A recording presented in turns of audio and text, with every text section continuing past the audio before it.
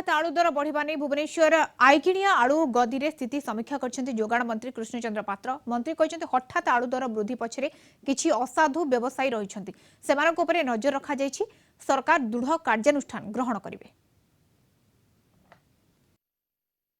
आलू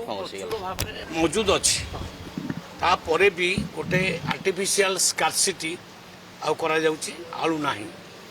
तो से जो रेट बढ़ुची एपाई किसी बेपारी दायी अच्छे ताको निश्चित भाव में एक्शन आमे मु जानुची वेस्ट बेंगल सरकार आलू को सील कर बंद कर ये प्रोब्लेम अच्छी प्रोब्लेम पर भी आम पाखे जी आलू अच्छी 7-8 दिन आराम से चली हम किसी असुविधा नहीं किंतु हठात यार सुजोग नहीं रेट वृद्धि करवा ये आदौ समीचीन नुहे। पाखे जहाँ रिपोर्ट अच्छी 20 ରୁ 22 टଙ୍କା माने किणुचंती बुझिपारे अति बेसी टंके 2 टଙ୍କା लाभ माने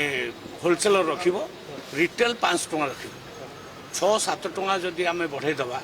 ताले अति बेसी 30 भीतर रेट रहा कथा किंतु सेटा 50-60 जीवा ये असाधु बेपार काम सेमिति काम न करंतु मु निवेदन करुच्ची खाउटी मानू हंत हंत करंतु नहीं अन्यथा सरकार दृढ़ पदक्षेप नब।